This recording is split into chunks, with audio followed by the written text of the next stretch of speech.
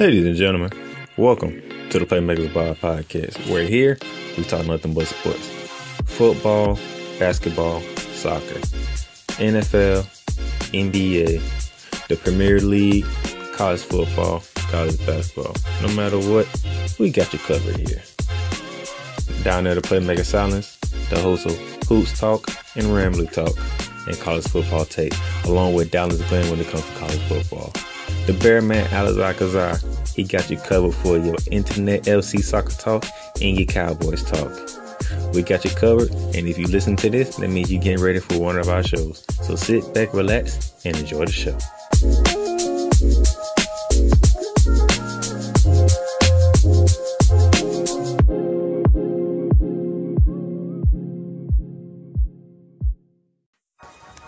Ladies and gentlemen, welcome to a special Playmakerz Podcast edition as we get ready to talk some NFL playoff.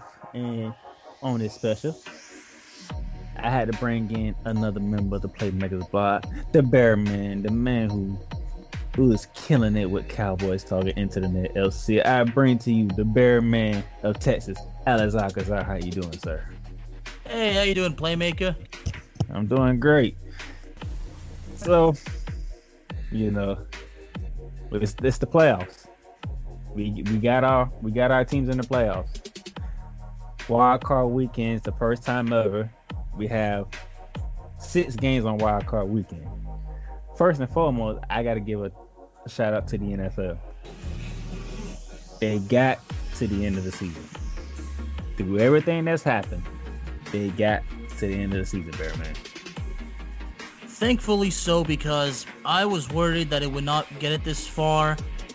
And, you know, all these Cowboy fans, you know, where I come from, all these Cowboy fans were banging for a 10 because of how horrible the team was. But for me, in a journalism perspective, I needed football.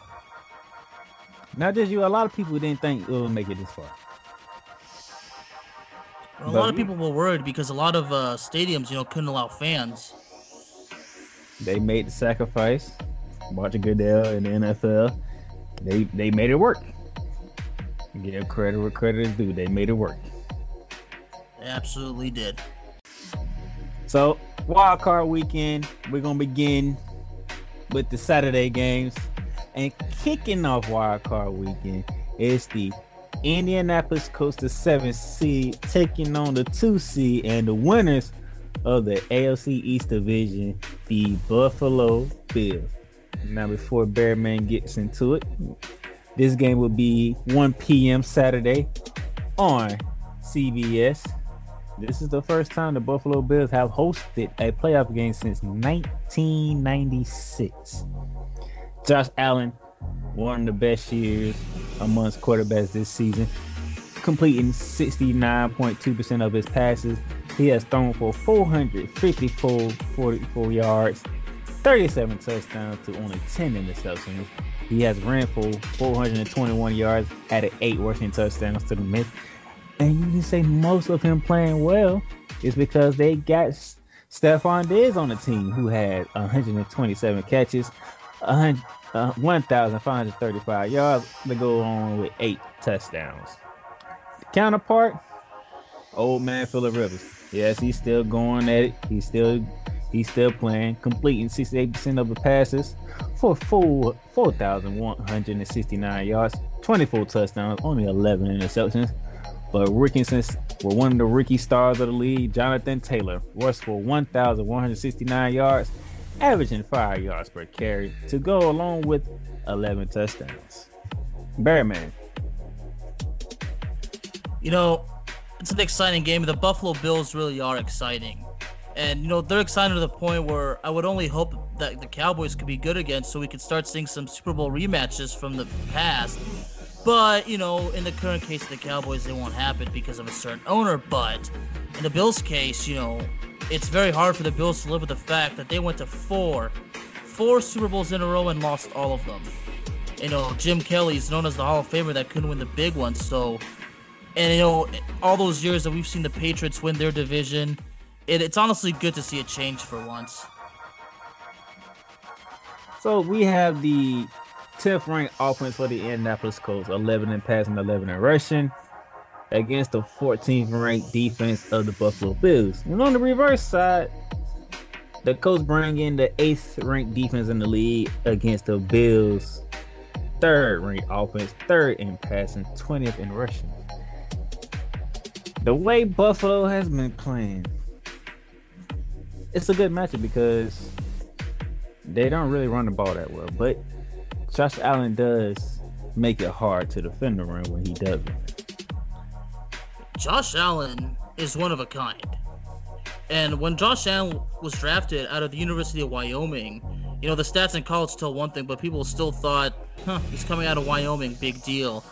But Josh Allen, proved a point that just because he doesn't come from a school like Alabama, Florida, those big schools, Notre Dame, Clemson, he proved that, if you work hard, you have passion for the game, if there's an offensive scheme that really fits your type of play, anything can happen. And Josh Allen's really, got a hell of a throwing arm. I think Josh Allen, certainly the Bills, they finally found a franchise quarterback that can, that'll be here for a while.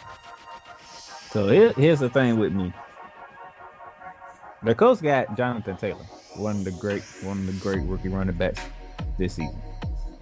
If they can run the ball, they might be able to slow down Josh Allen because they keep them on the sideline. That's what's interesting. You have the very good and respectable running game of Indianapolis versus the very respectable passing game of Buffalo. And both defenses are average. And that's why it's a very interesting game. But yeah, if the running game, keeps going and, drains out the clock, wears out the defense, the Colts can actually pull off the upset. That's game number 1. We'll do our picks at the end. That way everybody knows exactly who we got going. So that's game 1. Game 2, ladies and gentlemen. Seattle, Washington.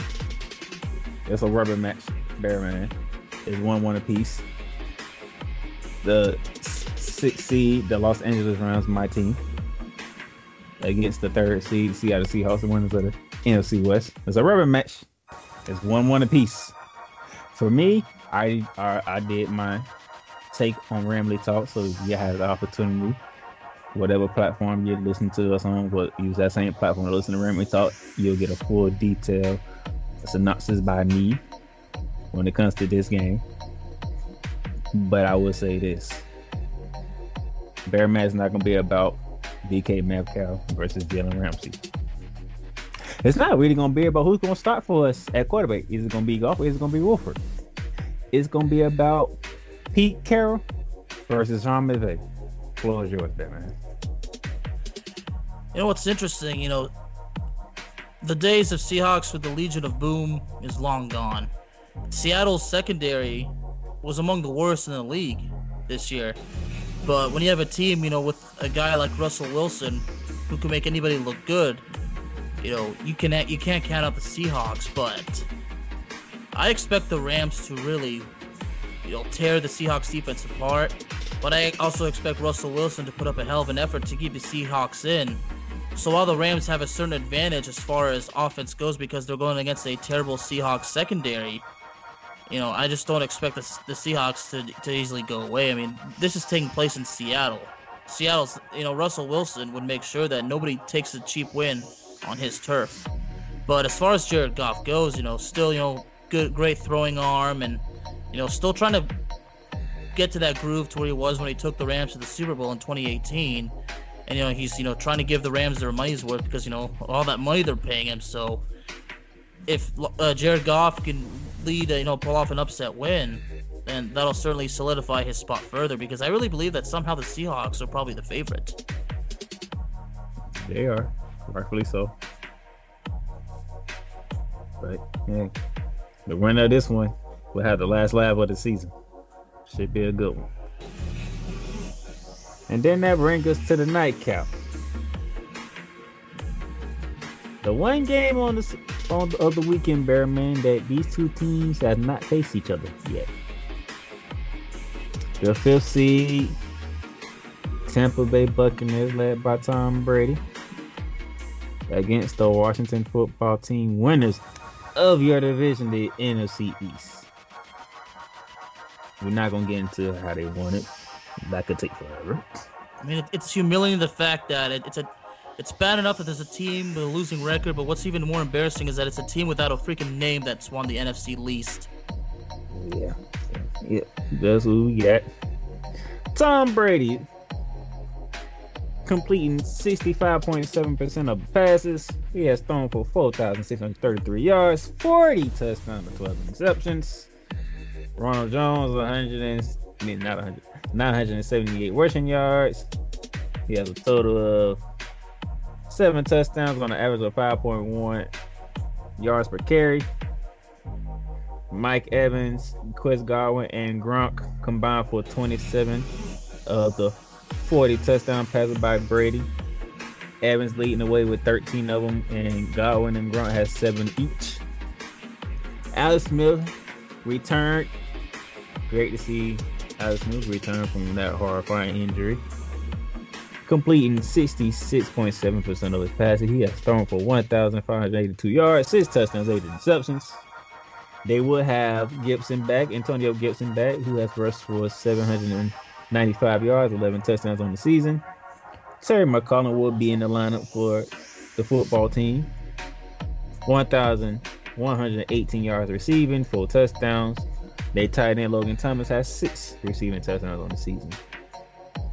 Bearman, we're just gonna get right into it because there's only one matchup to look for, and it's mainly because it was gonna be the matchup anyway, but it's a more spotlight on it because a young defensive lineman decided to open his mouth. So it's the D lineman of the Washington football team against the GOAT. Well, Chase Young's certainly going to make a statement in this game. Chase Young's a hell of a player. There's no denying it. But Washington's certainly going to be overwhelmed. Washington going. I think they're the second team in history to go to the playoffs with a losing record. At least they are in the last 10 years. Because I know 10 years ago Seattle went to the playoffs with a 7-9 record. But Carolina too. Okay. Yeah, you're right. That's right. Yeah, they were 7-8-1. I think that was in 2014. But yeah, Washington. Yeah, I get. They have a bit of bragging rights in the NFC East because they're in the playoffs. But if you get destroyed in the first round, then it was all for naught, really. I mean, yeah, you have the NFC East, but but at what cost? Like, made nothing out of it. You didn't make it mean anything. But I know that Chase Young could get could sack the GOAT once or twice, but and with a very balanced Washington secondary, but going against Mike Evans, who's one of the best receivers in the league, along with the GOAT. But I think, and Antonio Brown as well. Let's not forget him. And I think Leonard Fournette's also playing there, but I'm not sure what his status is. How great of a season he had, but as far as Washington, but I think at the beginning, Washington might put up a bit of a fight, but I think it's going to spiral out of control. I think Washington could go on a downward spiral in this game. It's probably going to start out okay, but things are going to happen, and really, they might do what the Eagles did. They might quit. So we have the 7th-ranked offense of Tampa Bay against the 2nd-ranked defense of the Washington football team. It's going to be an interesting match because these boys, Tom Brady, has so many weapons, like you said, Mike Evans, Chris Godwin, Antonio Brown, Rob Gronkowski. You still got Cameron Brate as the other tight end. But Washington, that front line causes pressure. And that secondary, they know how to pick their spots. That's why I say that at first things are probably gonna go okay, but if Washington's defense is not forcing turnovers or making stops, then that pressure is really gonna be heavy on them. It's really gonna get to them, man. That's why I say they could be overwhelmed, but yeah, that defense, Montez Sweat, forgot to say, if I'm already forgetting his name. I just talked about him like not long ago, but Chase Young. Chase Young, that's right. Chase Young, and this Washington defense is probably going to be the thing to talk about the most because the offense is there. Alex Smith, and if Terry McLaurin is healthy, and some of those and the other guys, but I still really believe that if Washington's defense is doing great at first, but the Washington offense can't give them a break, then it's going to be too overwhelming for them. Pressure's going to be too high, and they're just going to crack. You're right. You talking about the 30th ranked offense of the football team against the 6th ranked defense of the Bucks. They might have to pull a net Indianapolis Colts and try to run the ball, get some yards, try to play clock control. Cause let's face it, we know the Bucks can put up points on anybody. There's no doubt about that. I mean, keep in mind the GOATs at the quarterback position. The question is, can the Washington football team's offense give them less possessions to score those many points? To be honest, with Washington, currently being as far as total offense goes, Washington is just at this point where because where they're ranked. I mean, they have the third worst of the league. Their total offense was an average of 317 in the season, and right under them was the Giants and the Jets. So, but that's total offense. Since you want to mention the running game, which I'm taking a look at, they're 26th in rushing and 25th in passing. Yeah, that offense is just not good. When you have a team that has a very respectable defense, but the offense can't do anything, you have what I like to call an unbalanced team. But it's not just unbalanced; it's like badly unbalanced. It's like one side, is like very high, while the other side's on the bottom. When you're that badly out of balance, it's not gonna work out. You can't win football games. And by balance, I'm not saying like 70-30. I'm thinking like defense is 90, offense is 10. Yeah. That is your nightcap. 8:15, NBC, Tampa Bay, first playoff appearance since 2007. I hope Chase Young's ready. You called out the GOAT. You gotta put your money where your mouth is, young man. Well, if Chase Young gets overwhelmed, that'll be a lesson learned. You don't run your mouth until you actually win. You don't jinx yourself. You don't even think of jinxing yourself. But as far as Tampa goes, like you said, their first playoff run since 2007. Last time they were in the playoffs, dude, I was a freshman in high school. That was 13 years ago. So I don't think Tampa has any intention of throwing it away. So you got the Indianapolis Colts, Buffalo Bills, 105 CBS, Los Angeles Rams, Seattle Seahawks, 440 on Fox, and then your nightcap for Saturday, Tampa Bay at Washington, 8:15 NBC. Those are your 3 games for Saturday. Take a quick break here, get a word from my sponsors, and we'll be right back to preview Sunday's action. Hope you're enjoying the episode that you listened to so far, and if you are, take a quick listen to this. If you ever thought about starting your own podcast because you love to talk, you love to debate, you want to get your thoughts out there to the world, but you got questions. How do I distribute it? How do I record it? How do I get it to host? There's only one answer for you, and that's Anchor. Anchor is a one-stop shop for recording, hosting, and distributing your podcast. Best of all, it is 100% free. Not only 100% free, but easy to use. So if you want to go ahead and start that podcast and get your brand out there, go to anchor.fm/start. Again, that is anchor.fm/start to go ahead and start on your brand right here, right now. So what you waiting on? Get on it.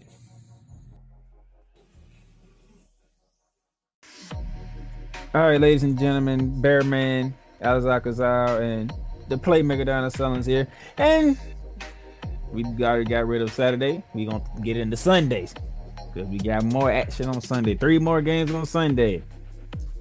Kicking it off, a rematch of last year's playoff game and this year's matchup.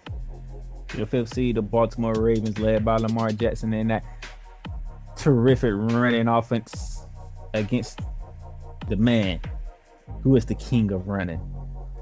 The 4th seed, Tennessee Titans, the winners of the AFC South, and that bad man that is Derrick Henry. Lamar Jackson completing 64.4% of his passes. He has thrown for 2,757 yards, 26 touchdowns, only 9 interceptions. He also rushed for over 1,000 with 7 touchdowns on the year. But it is not just him, Bearman. It's J.K. Dobbins. 805 rushing yards, averaging 6 yards a carry with 9 touchdowns. Then you go to Gus Edwards, who has rushed for 723 yards, averaging 5 yards a carry with 6 touchdowns. Now, those of you who want to know who's been catching the passes from Lamar Jackson, that would be Hollywood Brown, 769 receiving yards with 8 touchdowns, and then Mark Andrews, the tight end, 701 yards receiving, 7 touchdowns. But then you flip over to the Tennessee side. Ryan Tannehill completing 65.5% of his passes, thrown for 3,819 yards, 33 touchdowns, 7 interceptions. King Henry, 2,027 yards rushing, 17 rushing touchdowns.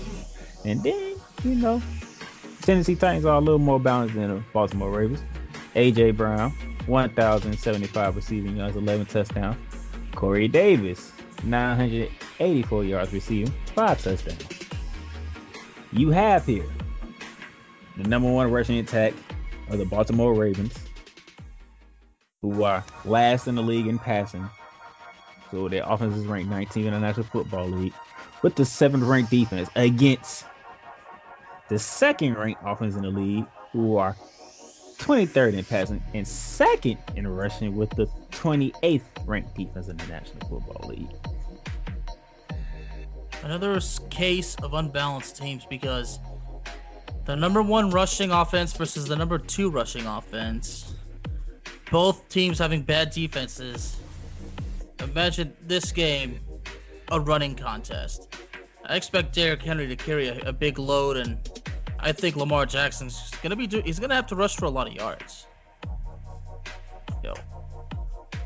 I could see this game, first team scores, or the other team responds. I mean, this game could see these teams, trading off touchdowns, but I expect a lot of rushing yards on this game. But what's unfortunate too, if the more they run, the quicker this game's gonna go. That clock is gonna be run out quick. This game will be 1:05 p.m. ESPN ABC. The road teams in this matchup are 4-0. That means the Titans winning the last 2. It's gonna be interesting. Can Lamar Jackson get his first playoff victory? That's the elephant in the room. We gonna see. You can run on the Tennessee Titans. You can pass on the Tennessee Titans. You can't do that with the Baltimore Ravens. That's right, they ranked 7 in the league. But when you got Derrick Henry, who wants to tackle Derrick Henry? Nobody. They're afraid to.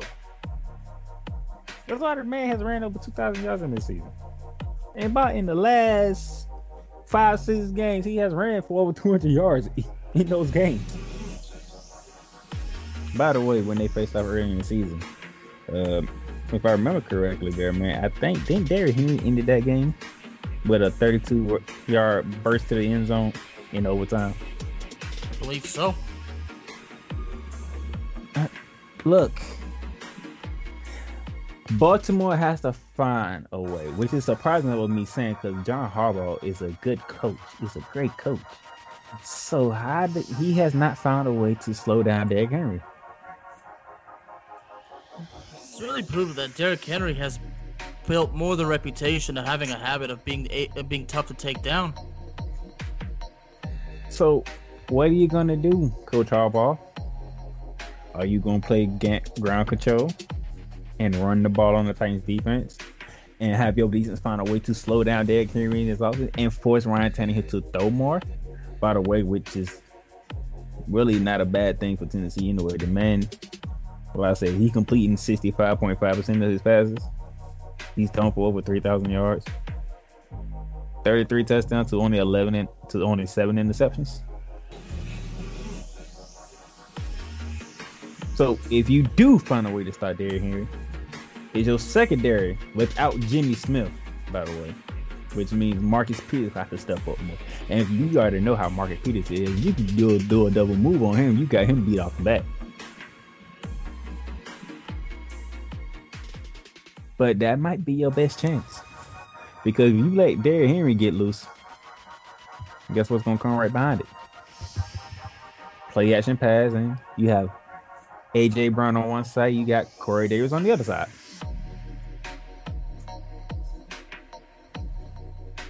It's gonna be interesting to see the game plan by John Harbaugh.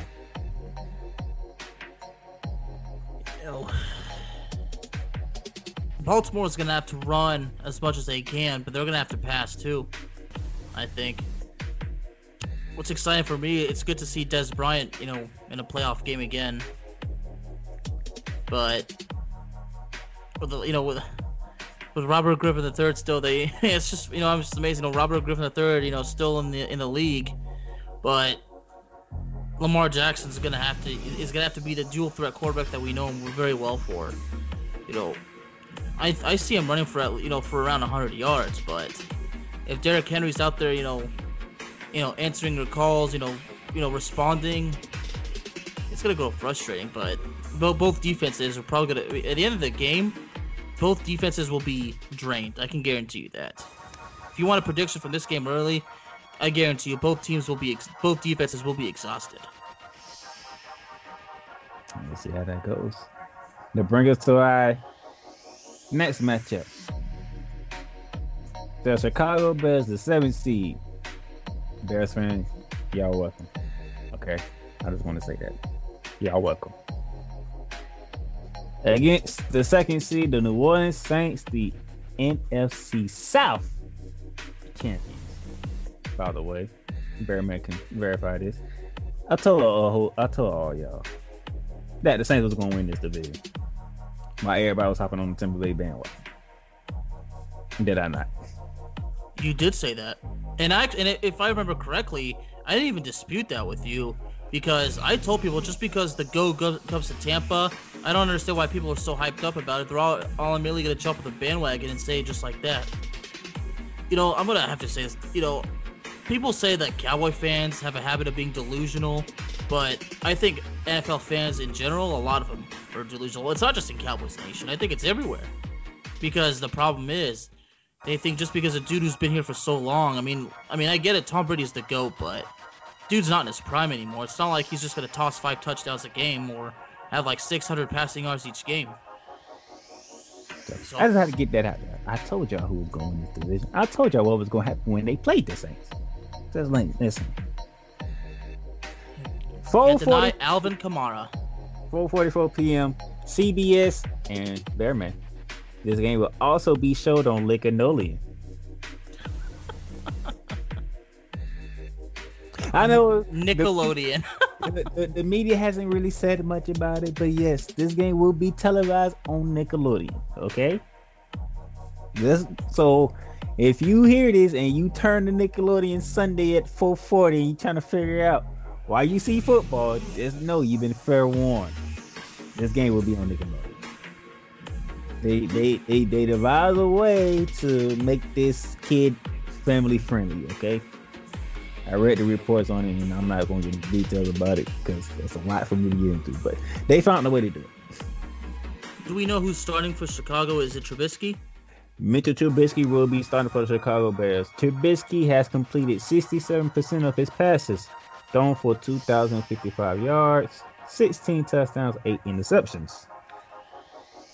They have a bit more respectable than the last few years. They have a running game. A running game has came on lately. David Montgomery has rushed for 1,070 yards on an average of 4.3 yards a carry with 8 touchdowns. That's a good sign. Allen Robinson, 1,250 yards receiving, 6 touchdowns. Darnell Mooney, 639 yards receiving, 4 touchdowns, who's been a surprise. One of the surprises of the season. Low key. Darnell Mooney. Remember that name. He's going to be key for the Chicago Bears. New Orleans Saints, Drew Brees. Like, Bearman. Drew Brees is up there in age, right? Drew Brees is without a doubt, going to be remembered as one of the greatest. I hear they said that he's retiring once the Saints are done this year. We'll see. But this man has completed 70.5% of his passes. I'm going to say it again. Tom Brady completed 65.7% of his passes, right? Josh Allen, 69.2, right? Lamar Jackson, 64.4. Drew Brees is at 70.5 completion percentage.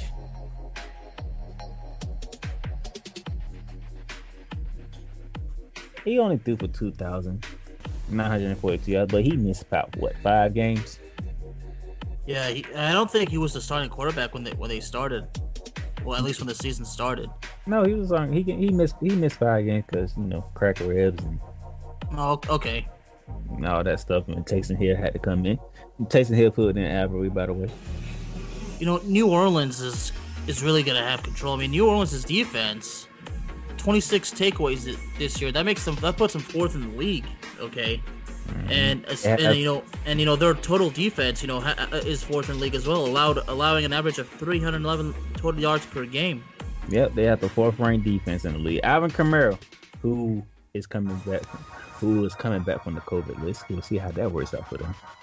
932 rushing yards, averaging 5 yards a carry, 16 touchdowns, has 757 receiving yards, and 5 touchdowns.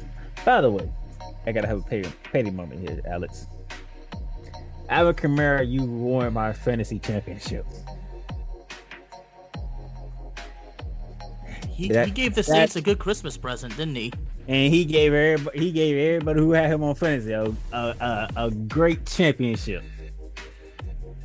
You know how bad it is when you don't have nobody playing and you already down 60 points because of Alvin Kamara.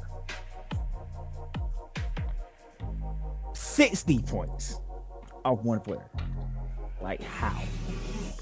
Because he decided to go for 6 touchdowns against the Minnesota Vikings on Christmas.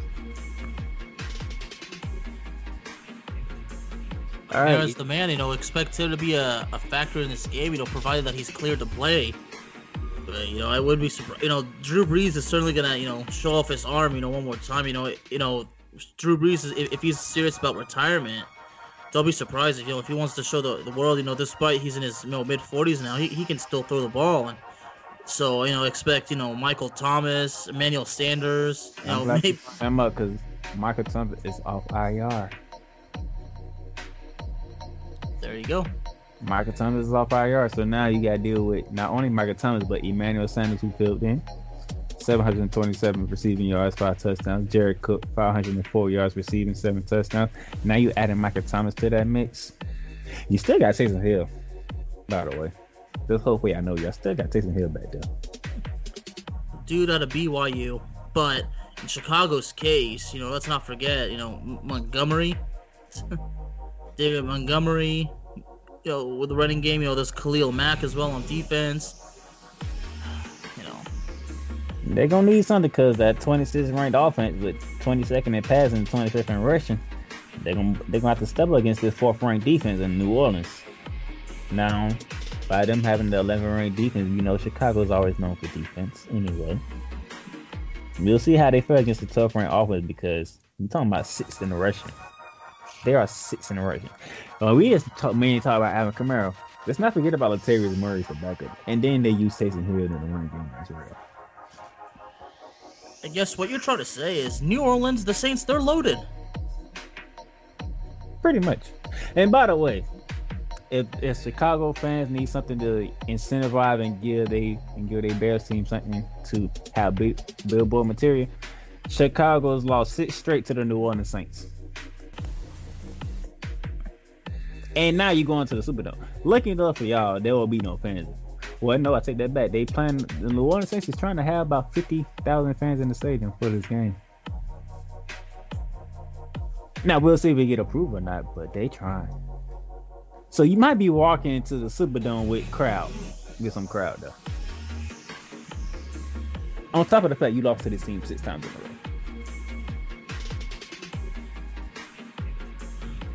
I don't see a change happening. Saints are going to make it 7th in a row. I think the Bears might put up a fight at first, but much like the Washington football team, I think the Bears are going to get overwhelmed. If Al Kamara had his way with Chicago like he did with Minnesota, a lot of kids on Lake One are going to see a lot of slang.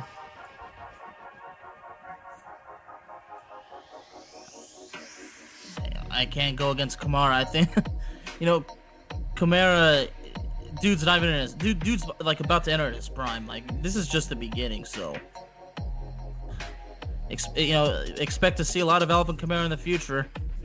This dude's gonna break records. I mean, hell, he could be the Emmitt Smith of this generation. Possibly. Makes me sad because I never got to watch Emmitt Smith during his prime days. I was a baby when all that took place. And then that brings us to our final game of Wildcard Weekend. And if you're not looking forward to see this round 3, I don't know what 2 games you've been watching. The 6th seed Cleveland Browns 11-5, and they have finally made the playoffs after an 18-year drought. Yay, yay, yay. And they're going against the third seed Pittsburgh Steelers, winners of the AFC North, and who knows the Browns very well. And let me get through the stats first before I get into the curse of the Browns. Let me ask you, what grade were you in the last time the Browns were in the playoffs, just out of curiosity? 18 years ago. I was 11. And I was in 4th grade. I was 9. and now look at us, in our late 20s, and the Browns are in the playoffs. Last time they were there, we were kids. Oh my gosh! By the way, Johnny Gargano gave them a shout out on NXT. That was great. I like how he used that. 8:15 p.m. NBC. Baker Mayfield, 62.8 completion percentage, 3,563 yards, 26 touchdowns, 8 interceptions. He cut down on his turnovers. Nick Chubb, 1,067 yards rushing, averaging 5.6 yards per carry, 12 touchdowns. His running mate, Kareem Hunt, 841 yards, averaging 4.2 yards per carry, 6 touchdowns. And then you have Jarvis Landry, 840 receiving yards, 3 touchdowns. You got Higgins, 599 yards receiving, 4 touchdowns. And then Austin Hooper, who used to play for the Atlanta Falcons, 435 yards receiving, 4 touchdowns. And then you got Big Ben, completing 65.6% of his passes, thrown for 3,803 yards, 33 touchdowns, 10 interceptions. Surprisingly enough, Bearman, James Conner has rushed for 721 yards on an average of 4.3 yards a carry with his touchdown. That's surprising because we've seen Pittsburgh and we've been looking for a running game. Another game where both teams are pretty well balanced, as far as the running game goes, but as far as Cleveland goes, I mean, didn't the coach just test positive for COVID? It's like you win, you take a step forward, and then you get knocked 3 steps back. I'm back. Cleveland fans is like, can we sustain something for once in our lives? We finally made the playoffs after 18 years, and then our head coach gets COVID. It's a curse, dude. Like, why? Like, why us? So now you got to go into Pittsburgh. You got to go into Heinz Field. Face the Pittsburgh Steelers, who a team that likes to beat up on you every chance they get, besides the Baltimore Ravens, by the way. And now you got to go in there without your head coach. Well, believe it or not, it could be worse. I mean, Baker Mayfield's is gonna play along. There's Nick Chubb, Kareem Hunt, Myles Garrett, Jarvis Landry. It'll certainly, they'll just definitely wish Odell Beckham Jr. could be there, but he's still recovering from a torn ACL. But their coach won't be there. But I guess it could be worse. But I still wouldn't count Cleveland out. But it's not going to be a walk in the park for Cleveland, I'll tell you that. Keep in mind, J.J. Watt's brother, led the league in sacks at 15. And what really hurts is that my Cowboys could have had him, but we took Taco Charlton and turned out to be a freaking bust. But Pittsburgh, really, a lot of people would a lot of critics would say they were probably the most overrated undefeated football team ever because all those wins they got against inferior opponents. But I said, well, it doesn't matter. The bottom line is they are undefeated, and their defense, as far as total yards, it's third in the league. Okay, and as far as takeaways, they're second in the league in 27. So this team is pretty damn good, especially on defense. It's gonna have to be that rushing attack of Cleveland mixed in with some play action with Baker Mayfield, because I have a feeling TJ Watt gonna try to make his presence felt in this game, and then you gotta stop the triplets: Deontay Johnson, who has 923 yards receiving and 7 touchdowns; Chase Claypool, 873 receiving yards, 9 touchdowns; Juju Smith-Schuster, 831 yards, 9 touchdowns, and I didn't even add in, the tight end Ebron. It's gonna be like the triplets of Pittsburgh versus the dual threat running game of Cleveland. Cleveland's running versus Pittsburgh's passing, but Pittsburgh not only has the advantage because this is in Heinz Field, but Pittsburgh's defense is just so damn good. Baker Mayfield, they're gonna have to run the ball effectively. Kareem Hunt, Nick Chubb, they're gonna have to carry a huge load because they can't risk Baker Mayfield getting sacked, getting hurt, fumbling the ball and interceptions. I mean, they're gonna have to run the ball effectively from the get-go in an attempt to wear out Pittsburgh's defense. By the way, y'all let Mason Rudolph go for 300 yards on y'all, and y'all beat them by 2 points. And now you have Big Ben coming back from a week of rest. Cleveland's really... I'm just throwing that out there. Yeah, no, I'm glad you are because you're absolutely right. I mean, it has to be thrown out, really. Mason Rudolph threw 300 on you. Now you bringing the Big Ben back. I'm just saying. I'm just saying. I don't like Cleveland chances. And how could you, really? All right, let's make our picks. I am taking the Buffalo Bills over the Indianapolis Colts. Okay. So definitely taking the Bills, but I'm going to go with the score. Bills win 34-27. Close game. Like it. It's Tampa time. I'm sorry. It's Tampa time. I can't pull that trigger. Tampa time. Definitely Tampa, but as far as score goes, I think the score Tampa wins 28-10. It turns out to be extremely frustrating for Washington. Alex Smith, does his best, but the team just can't pull through, and Tampa Bay just ends it. I can't do it. I'm sorry. Chase Young, I'm sorry. You just can't. I think everybody who's called out Tom Brady got their ass whooped. I guess that's why Eli Manning never did it. You don't say you want Tom Brady. You just don't. And then you say that when he actually has a repertoire of talent. All right. It's like the worst talents. When he was in the league, he ain't have weapons. He made them weapons. He don't gotta make these guys, but they already weapons if you gonna say that. I'm sorry, Chase Young, you got to learn the lesson on this one. I mean, in Chase Young's case, in his case, if he does sack Tom Brady at least once, at least he can one day tell his kids and grandkids, yeah, I sacked the GOAT one time. Yeah, he's at the GOAT one time and got his ass whooped at the same time. Although, yeah, we got our butt kicked that time. And bottom line is, kids, don't trash talk. If there a GOAT in your presence, you don't say nothing.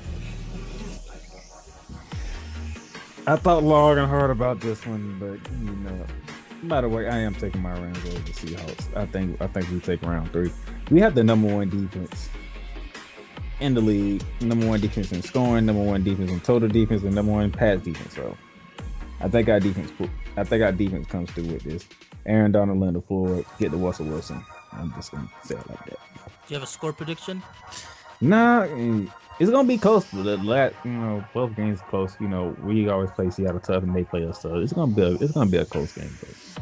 But I think this is where defense the saying defense win championships shows up now.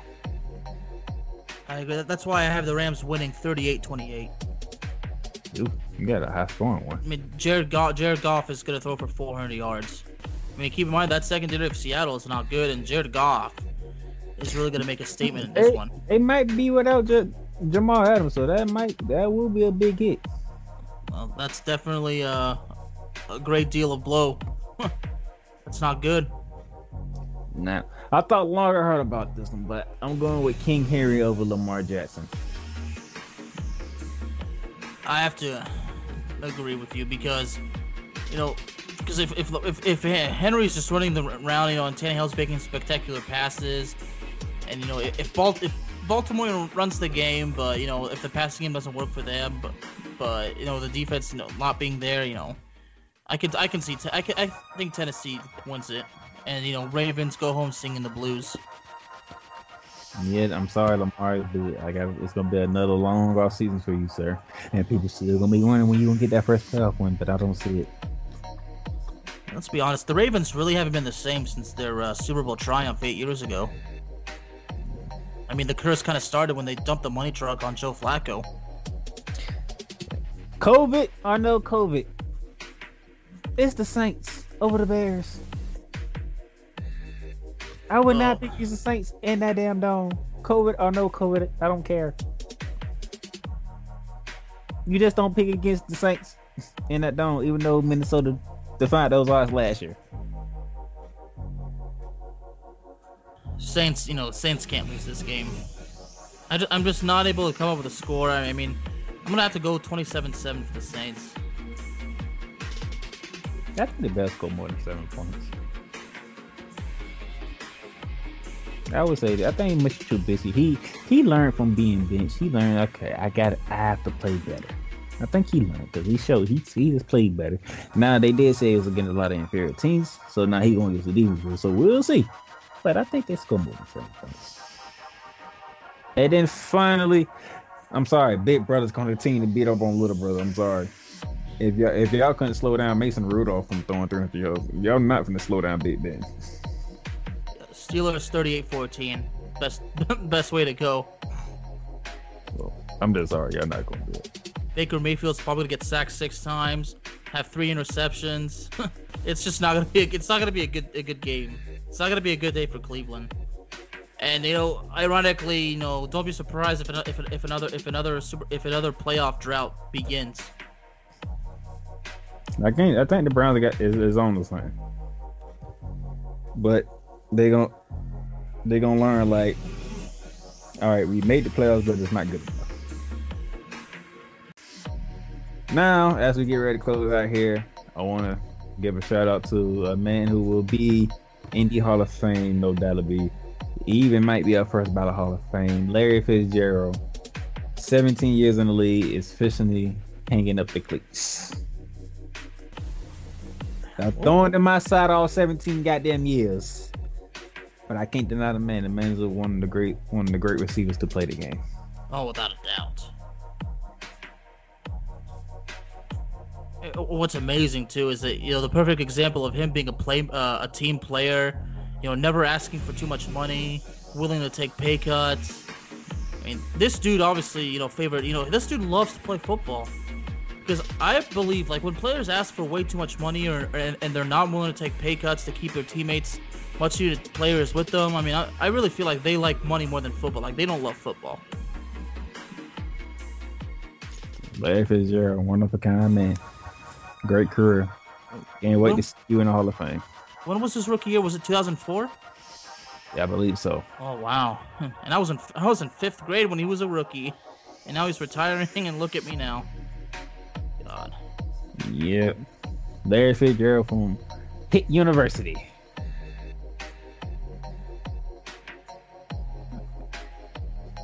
Yeah, without a doubt, yeah. A Hall of Famer for sure. That would do it for a Wildcard Weekend Special. Your Cowboys talk and Into the Net FC. By the way, who are doing tremendously well. Al-Kazzaz. Both podcasts are doing tremendously well. Well, you know what's funny is that my Cowboys show is actually having more success than the team had this year. That says a lot.